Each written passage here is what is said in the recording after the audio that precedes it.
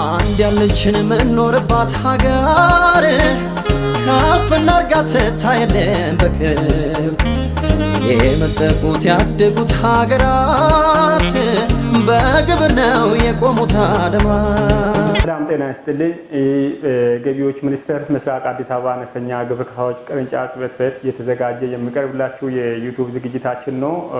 ዛሬ የቫት አሰባሰብና መሰረታዊ ሕጎች በሚል ርዕስ ላይ ማብራሪያ ለመስጠት እዚህ ተገኝቻለሁ። እንግዲህ በሀገራችን የታክስ ስርዓት ውስጥ ተጨማሪ እሴት ታክስ ወይም ቫት አሰባሰብ ሂደት ቫት በተመለከተ ቫት ምንድነው? እንዴት ይሰበሰባል? እንዴት ይከፈላል? እንዴት ተመላሽ ይደረጋል? እንዴት ዜሮ ማሳወቅ ይቻላል? ከዚህ ጋር ተያይዘው እንግዲህ በሀገር ውስጥ ምርትና አገልግሎት ግብይት በሚፈጸምበት ጊዜ ከአገልግሎት ተቀባይ ወይም ከደንበኛ በታክስ ከፋይ ወይም በነጋዴ በኩል የሚሰበሰብ ቀጥተኛ ያልሆነ ታክስ ነው ይላል። እንግዲህ ግብይት ሰንሰለት ውስጥ እሴት በሚጨምርባቸው ደረጃዎች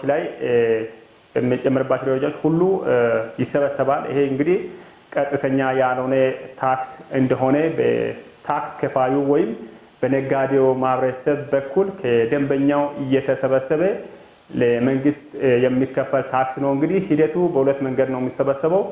የሽያጭ ታክስ ወይም አውትፑት ታክስ እና ኢንፑት ታክስ ወይም የግዢ ታክስ ተብሎ ይሄን በማቀናነስ የሚከፈል ታክስ ነው ማለት ነው። የሽያጭ ታክስ እንግዲህ ነጋዴው ወይም ነጋዴ በድርጅት ሊሆን ይችላል፣ ነጋዴ ግለሰብ ሊሆን ይችላል። ምርቱን አገልግሎቱን ሲሸጥ ከአገልግሎት ተቀባይ ወይም ከደንበኛው 15% ይሰበስባል። ይሄን ሲሰበስብ ምናልባት ለስራው ወይም ግብአት የሙ ነገሮች ሲገዛ የከፈለው ቫት ወይም የግዢ ታክስ ኢንፑት ታክስ በማቀናነስ ነው ለመንግስት የሚከፍለው ወይም ተመላሽ የሚጠይቀው ወይም ዜሮ የሚያሳውቀው። ሲያቀናንስ የሽያጭ ታክስ ሲቀነስ የግዢ ታክስ ይሄ ማለት አውትፑት ታክስ ማይነስ ኢንፑት ታክስ ማለት ወይም ይከፍላል ወይም ተመላሽ ይጠይቃል ወይም ዜሮ ይሆናል። እንግዲህ የሚከፍለው ምንድነው? የሽያጭ ታክስ ወይም አውትፑት ታክስ በሽያጭ ወቅት ታክስ ሲሰበስብ የሰበሰበው ታክስ እና የግዢ ታክስ አለ። የግዢ ታክስ ወይም ኢንፑት ታክስ ላይ በማቀናነስ የሽያጭ ታክስ ወይም አውትፑት ታክስ ከበለጠ ተከፋይ ይሆናል። ተመላሽ ሆኖ የሽያጭ ታክስ ሲቀነስ የግዢ ታክስ ስናደርግ የግዢ ታክሱ ወይም ኢንፑት ታክስ ከበለጠ ተመላሽ ወይም ክሬዲት አድርጎ ያሳውቃል። ሌላው የሽያጭ ታክስ ሲቀነስ የግዢ ታክስ ሁለቱ እኩል ከሆኑ ዜሮ ነው የሚመጣ። ዜሮ በሚመጣበት ጊዜ ምንም የሚከፍለው ነገር የለም። ነገር ግን ተከፋይም ይሁን ተመላሽም ይሁን ዜሮም ይሁን ማሳወቅ አለበት። ካሳወቀ በኋላ ተከፋይ ከሆነ በወቅቱ መክፈል፣ ተመላሽ ከሆነ ተመላሽን አሳውቆ ማለፍ፣ ዜሮ ከሆነ ዜሮን አሳውቆ ማለፍ። ይሄ አንዱ ያው ለታክስ ሕግ ተገዢ መሆን ነው። እንግዲህ ማንኛውም ነጋዴ ማህበረሰብ ወደ ንግድ ዓለም የገባ ለታክስ ሕግ ተገዢ መሆን ያው ግዴታው ነው። እንግዲህ ነጋዴ ከደንበኛ የሰበሰበውን አውትፑት ታክስ እና ራሱ ለግዢ የከፈለውን ኢንፑት ታክስ በማቀናነስ ልዩነቱን ብቻ ነው ለታክስ ባለስልጣን የሚከፍለው። ልዩነቱ በሚገኝበት ጊዜ በተለይ ሻጩ ወይም አውትፑት ታክስ ከበለጠ ይሄንን ለመንግስት የሚከፍልበት ታክስ ነው። ነጋዴው ታክስ ሰብሳቢ እንጂ ከፋይ አይደለም። ነጋዴው ታክሱን ሰብሳቢና አስተላላፊ ነው።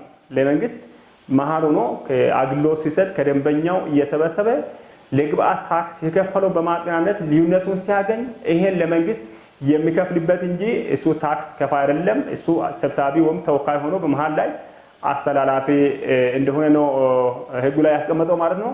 እንግዲህ በቫት አሰባሰብ ወቅት መድረግ ያለበት ከህጉ አንፃር ምንድነው የሚለው ነገር በተለይ ቫት ተመዝጋቢ የሆነ ሰው ማድረግ ያለበት ሁለት ዋና ነገሮች አሉ። አንደኛው የደረሰኝ ስርዓት ነው። የደረሰኝ ስርዓት እንግዲህ ማንኛውም ግብይት ሲፈጸም ቫት ተመዝጋቢ የሆነ ሰው ግብይት መፈጸም ያለበት ህጋዊ በሆነ ደረሰኝ ነው ግብይት ማከናወን ያለበት። እንግዲህ ምናልባት ደረሰኙ ህጋዊ መሆን አለበት ሲባል የሻጩ ስም ያለበት ቫት ቁጥር ያለበት ይሄ ሊኖረው ይገባል። ይሄም ከህትመቱ ጋር ደረሰኝ ሲያሳትም ከህትመቱ ጋር አብሮ የሚታተም ይሄን ሊኖረው ይገባል። በዚህ ነው ማከናወን ያለበት። ያልደረሰኝ መሸጥም ሆነ መግዛት በህግ ያስቀጣል። ቫት ተመዝጋቢ ከሆነ ሰው እቃ ስንገዛም ሆነ ስንሸጥ፣ በተለይ ሻጮች እቃ ሲሸጡ ቫት ተመዝጋቢ ሆኖ ያልደረሰኝ ሽጦ ከተገኙ ወንጀል ነው። በአስተዳደሩ ያስቀጣል። በወንጀልም እንደሚያስቀጣ በቫት አዋጅ ወይም ተጨማሪ እሴት ታክስ አዋጅ 1341/2016 በወጣው ላይ ያስቀመጠበት ሁኔታ አለ። ቅጣቱም ራሱ ከፍተኛ እንደሆነ ነው ያስቀመጠው ማለት ነው። ሁለተኛ የሰነድ አያያዝ ነው። ሰነድ አያያዝ ሲባል እነዚህ ደረሰኞችን የግዢ ደረሰኞች ኦሪጂናል እና ህጋዊ መሆን አለባቸው። ይሄን ያው በየወሩ አቀናንሰን ከከፈልን በኋላ እነዚህ ሰነዶችን ምን ማድረግ አለብን? ለኦዲት ዝግጁ አድርገን ማስቀመጥ አለብን። እነዚህ ደረሰኞች በተቻለ መጠን ለ10 ዓመት ተይዞ መቆየት አለበት። ቢያንስ ለ10 ዓመት እነዚህ ሰነዶች ዝግጁ ሆኖ ሪከርድ ሆኖ መቀመጥ እንዳለባቸው ህጉ ያስቀምጣል ማለት ነው። ያለ ህጋዊ ደረሰኝ የሚደረግ ግብይት ያው ቅጣቱ ከፍተኛ እንደሆነ፣ ስለዚህ ደረሰኝ ስርዓቱ ጥንቃቄ ማድረግ አለብን። ሁለተኛ ደግሞ እነዚህ ሰነዶችን በጥንቃቄ መያዝ አለብን። እነዚህ ኦሪጂናል ሻጭ ደረሰኞችን ለማቀናነስም ይሁን ያው ሪከርድ አድርገን ለማስቀመጥም በጥንቃቄ መያዝ አለባቸው። እነዚህ ሁለት ነገሮች ጥንቃቄ ያስፈልጋቸዋል። እንግዲህ ይሄን ያስቀመጠበት ሁኔታ አለ። ከዚህ ጋር ተያይዘው እንግዲህ ማሳወቂያ ጊዜ ቫት በየወሩ ነው የምናሳውቀው ማለት ነው። ቅድም ለማብራራት እንደሞከርኩት የሽያጭ ታክስ ወይም አውትፑት ታክስ ማይነስ ኢንፑት ታክስ ስናደርግ ወይም ተከፋይ ወይም ተመላሽ ወይም ዜሮን የምናሳውቀው በየወሩ ነው። ይሄ ማለት ለምሳሌ አሁን ይሄን ዩቲዩብ እየሰራን ያለ ነው ግንቦት ወር ላይ ነው። የግንቦት ወርን ከግንቦት 1 እስከ 30 ያለው ግዢና ሽያጭን በማቀናነስ ሻጭ ከግዢ በማቀናነስ ተከፋይም ተመላሽም ዜሮን ማሳወቅ የምንችለው የሚቀጥለው ከሰኔ 1 እስከ 30 ባለ ጊዜ ውስጥ ነው። እንግዲህ ማሳወቅም መክፈልም 30 ሙሉ ነው የተሰጠው። የግንቦት ወርን የሚቀጥለው ከሰኔ 1 እስከ 30 በየወሩ እንደዚህ እንግዲህ ቫት ተመዝጋቢ የሆነ ሰው በአመት 12 ጊዜ ታክስ ማሳወቅ አለበት። እንግዲህ በየወሩ ሲሆን 12 ጊዜ ለመሆኑ ይሄን አሳውቆ ወይም በመክፈል ወይም ተመላሽ ወይም በዜሮ ይሄንን በህጋዊ በሆነ መልክ ይሄን አሳውቆ በመክፈል ወይም ተመላሽ ሆነ ተመላሽ በመጠየቅ ወይም ዜሮ ሆነ ዜሮ በማሳወቅ እነዚህ አላስፈላጊ የሆነ ቅጣት ወይም አስተዳደራዊ ቅጣቶች ከሚያስከትሉ ቅጣቶች ያው መታደግ ወይ መትረፍ እንዳለበት ያስቀምጣል። እንግዲህ ህጉ ላይ በግልጽ እንደተቀመጠው ቫት በየወሩ የሚታወቅ ታክስ ነው። በወሩ ባለቀ በ30 ቀናት ውስጥ ካላሳወቁ በአዲስ አዋጅ ቁጥር የቫት አዋጅ ማለት ተጨማሪ እሴት ታክስ አዋጅ 1341/2016 መሰረት ከፍተኛ ገንዘብ ቅጣትና የአስተዳደር ቅጣቶች እንዲሁም የወንጀል ቅጣቶች ያስከትላል። ከዚህ ጋር ተያይዘው እንግዲህ ጊዜን ማክበር እጅግ በጣም አስፈላጊ ነው። ጊዜን ማክበር እነዚህ የተሰጠውን ያው ህግ ነው ያወጣው። ህጉን ማክበር በተሰጠው ጊዜን አክብረን አሳውቆ መክፈል ለታክስ ከፋይ ወይም ለነጋዴ ማህበረሰብ እጅግ አስፈላጊ ስለሆነ ይሄን መጠቀም ማሳወቅ መክፈል እንዳለብን አስቀምጦታል ማለት ነው። ከዚህ ጋር ተያይዞ ቫት እነማን ናቸው የሚያሳውቁት? እነማን ናቸው የሚመዘገቡት? የግዴታ ምዝገባ የሚመዘገቡት እነማን ናቸው? በፍላጎት የሚመዘገቡ እነማን ናቸው? ሁሉም ሰው ሳይሆን በህጉ መሰረት ነው። እንግዲህ ቫት አንደኛ በግዴታ ወደ ቫት የሚመዘገቡ አሉ። ሁለተኛ በፈቃደኝነት የሚመዘገቡ አሉ። እንግዲህ በአዲሱ የገቢ ግብር አዋጅ ማሻሻያ 1395/2017 ላይ አስቀምጦታል። ሌላ መመሪያ ቁጥር የቫት የተጨማሪ እሴት ታክስ መመሪያ 1104/2017 አንቀጽ 3 ላይ ያስቀመጠበት ሁኔታ አለ። እዛ ላይ ያስቀመጠው ነገር ምንድን ነው? አመታዊ ሽያጭ መጠኑ ከ2 ሚሊዮን በላይ ያለው ግለሰብ ነጋዴ ይላል። ግለሰብ ነጋዴ አመታዊ ሽያጫቸው ከ2 ሚሊዮን በላይ ከሆነ በግዴታ ቫት መመዝገብ አለባቸው። ሌላ በግዴታ የሚመዘገቡት ድርጅቶች ናቸው። ማንኛው ድርጅት ፒኤልሲ፣ ሼር ካምፓኒ፣ ሽርክና ማህበር ድርጅት የሆኑት አጠቃላይ የፌደራል ግብር ከፋዮች የሽያጭ መጠናቸው ታሳቢ ሳይደረግ ቫት መመዝገብ ግዴታ እንዳለባቸው አስቀምጦታል። ሌላው በስራ ዘርፋቸው ግለሰብ ሆኖ አመታዊ ሽያጫቸው 2 ሚሊዮኑ ታሳቢ ሳይደረግ በስራ ዘርፋቸው ቫት መመዝገብ ግዴታ ያለባቸው ብሎ ያስቀመጠበት ሁኔታ አለ።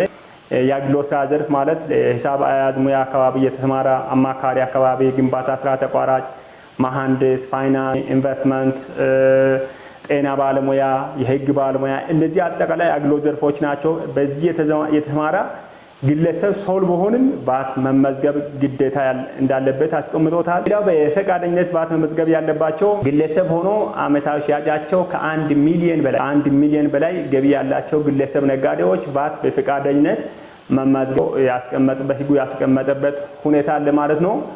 እንግዲህ አመታዊ ሽያጭ መጠናቸው ከ2 ሚሊዮን በላይ የሆኑ ንግድ ነጋዴ ግለሰብ ነጋዴዎች እና ድርጅቶች እንዲሁም በስራ ዘርፋቸው አገልግሎት አካባቢ የተሰማሩት እነዚህ በግዴታ የሚመዘገቡ ሲሆን ከ1 ሚሊዮን በላይ ያላቸው ግለሰብ ነጋዴዎች ቫት በፈቃደኝነት የሚመዘገቡ ናቸው። ከዚህ በታች የሆኑት ያው እንዲመዘገቡ አይገደዱም ብሎ ያስቀመጠበት ሁኔታ አለ። ሌላው ከዚህ ጋር ተያይዞ ከቫት ነፃ የሆኑ ግብይቶች አሉ። እነዚህ ኤግዘምት እያልን የምንጠራው ማለት ነው። ከዚህ ጋር ተያይዞ ለምሳሌ ምርቶች አካባቢ የእህል ምርቶች ስንዴ፣ በቆሎ፣ ባቄላ፣ አተር፣ ሽምብራ እነዚህና የነዚህ ዱቄት ከቫት ነፃ እንደሆነ ሌሎችም አሉ ያስቀመጠበት ሁኔታ አለ።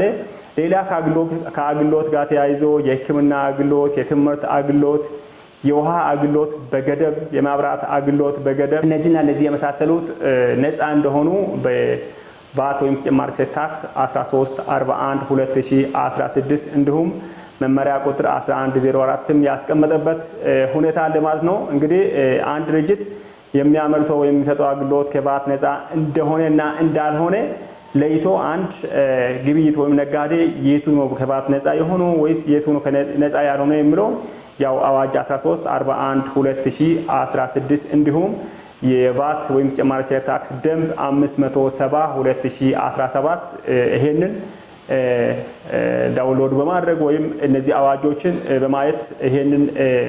በማየት ያው አገልግሎት በመስጠት ለመንግስት የሚከፈለው ታክስ መክፈል እንዳለባቸው ያስቀመጥበት ሁኔታ አለ። እንግዲህ ከዚህ ጋር ተያይዞ ታክስ ወይም ተጨማሪ እሴት ታክስ ወይም ቫት በእውቀት ላይ ከተመሰረተና ካልታወቀ የተሳሳተ አሰራር ከተከተልን ራሱ የሆነ የገንዘብ ቅጣትም ሊያስከትል ይችላል፣ ክሳራም ሊያመጣ ይችላል።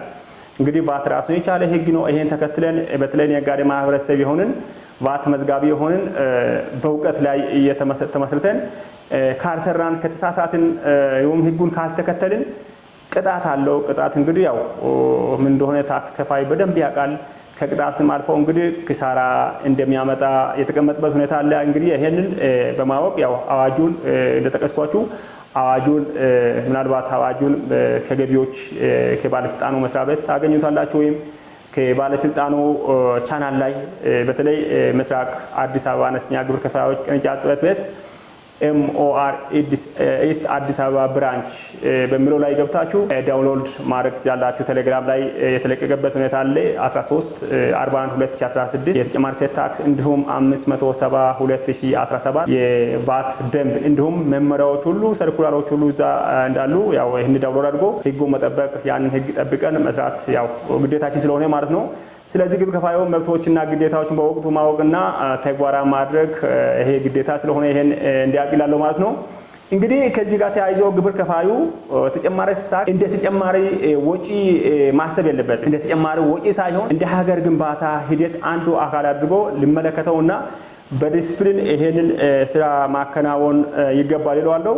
እንግዲህ ቫትን በእውቀት መምራት አለብን። ካልማወቅ የምንሰራው ስህተት ለከፍተኛ ክሳራ ስለሚዳርገን ያው ካልማወቅ እነዚህ አዋጆች፣ ደንቦችን፣ ህግ ነው እንግዲህ ሀገሪቱ ያወጣችውን ህግ ተግባራዊ በማድረግ ታክስን መክፈል እንደ ተጨማሪ ጫና ሳይሆን የሀገር ግንባታ አካል መሆኑን ተረድተን በዲስፕሊን መስራት ይኖርብናል እላለሁ። ስለምትከታተሉን አመሰግናለሁ። አንድ ያለችን የምንኖርባት ሀገር ከፍ እናርጋት ታየለን በክብር የመጠቁት ያደጉት ሀገራት በግብር ነው የቆሙት አለማት